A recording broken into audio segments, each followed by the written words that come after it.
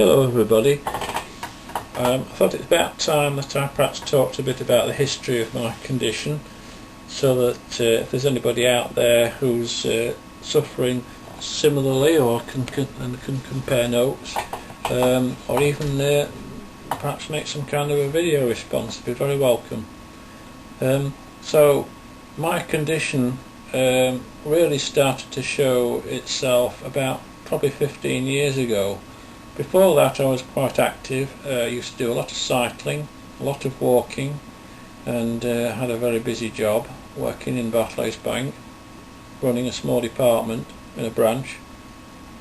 But then I started to lose stamina, and I was finding that I was spending increasingly early nights in bed, and at weekends I was having to rest. And of course this was having an impact on our family. We've got a little girl, or she was a little girl at the time, with Down syndrome, and of course that was an extra stress. So at the time, and for some time after, I thought that it was sort of basically I got the balance of life wrong, and consequently when in 1993 I had the chance to leave the bank under a redundancy agreement, which wasn't forced upon me, but it was a general offer. I decided it was the right opportunity to take, which I did, and it wasn't a difficult decision, and rebalanced my life. Now this worked for 2 or 3 years. I was doing part-time work, and I found that I was able to do some walking and have leisure activities and balance my family life pretty well. But then I started to suffer from very bad headaches. That was the next thing, and they couldn't find what was wrong. And then the next occurrence I can remember vividly was I was working in this shop, and across lunchtime, or sorry, just after I'd had my lunch, I just couldn't go back upstairs onto the shop floor. I just lost all energy. It just drained away from me. I had to lie down. Now I still have to lie down after lunch, even after all these years. It's something which I cannot function, and a lot of people I know can relate to this, can't function for the rest of the day unless they get this post lunch nap, siesta, whatever you want to call it. Sometimes it can be half an hour, and that's refreshing, and other times it's an hour and a half. But it is a vital necessity, and I've done a short clip of me lying in the back of the car with a pillow, because that's the only way I can cope with going out for extended periods of time.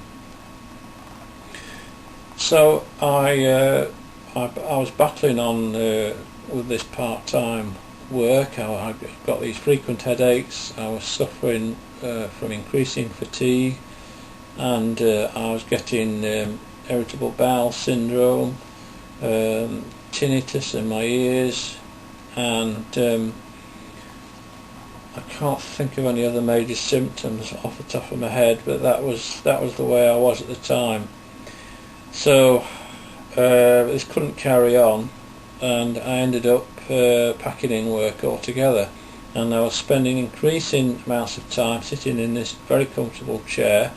It's a recliner chair, my feet are up, my back is supported, and that's the way I get the right balance in my body to keep my back from getting too painful. Because the next problem that occurred was that I was starting to get excruciating back pain in my thoracic spine, and I've had investigations into that. I've had x-rays, I've had physiotherapy, I've had acupuncture, I've had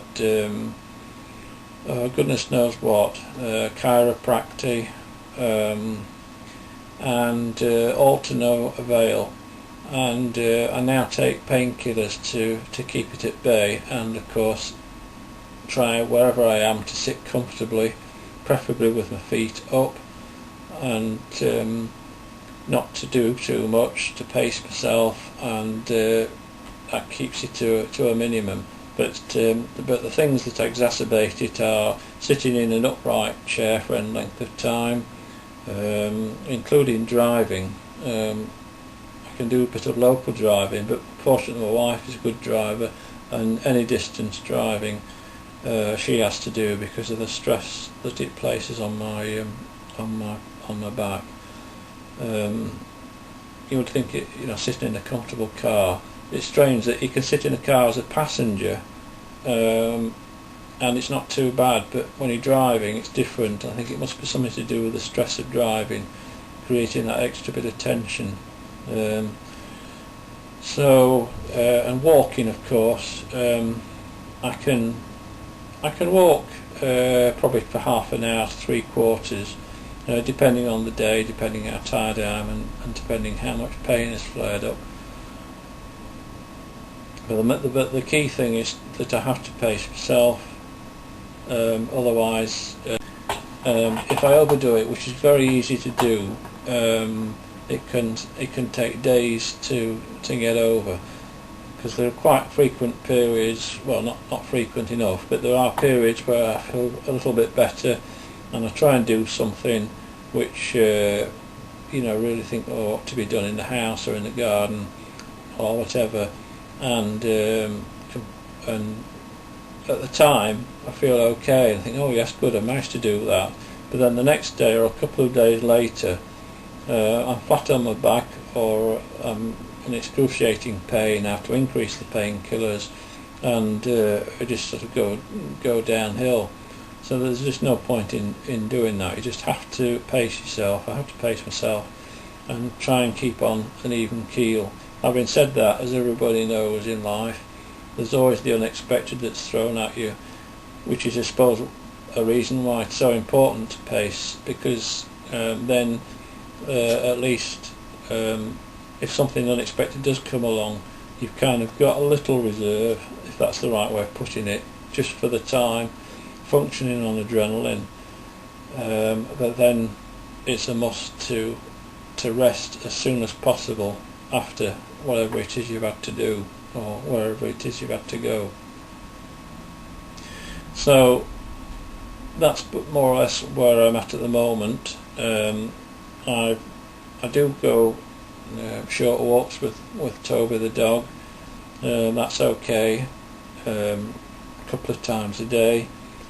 I get very tired still, and I still get this back pain, although it is eased off a little bit.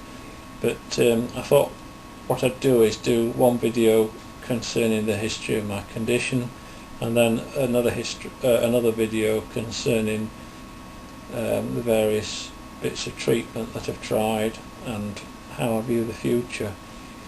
So I hope that's been of help to somebody, and as I say, I really do welcome comments and any video responses. And by the way, I want to thank Carlisle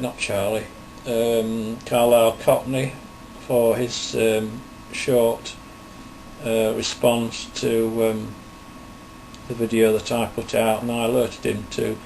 And I wish you all the best, and I hope that you do find some answers to your condition, although I'm not hopeful that I'm not confident that your doctor will have a clue what you're talking about. And the best thing to do for you is to get loads of information, print it off, and go to the BADA. The best place to get information is www.bada-uk.org. And one of the things that you'll find on that site, apart from a lot of information, is a forum, and several of us have put our personal stories on there, and they are very moving. And I just want to say that this is not a moan and a groan about myself, it's just to help other people, and also I recognise, and you will do so too, if you look at those stories, there are some folk who have gone through far worse than what I have, and I'm very, very grateful that I have not suffered in the way that they have. So I think I'm up to 10 minutes now, so I'll say cheerio.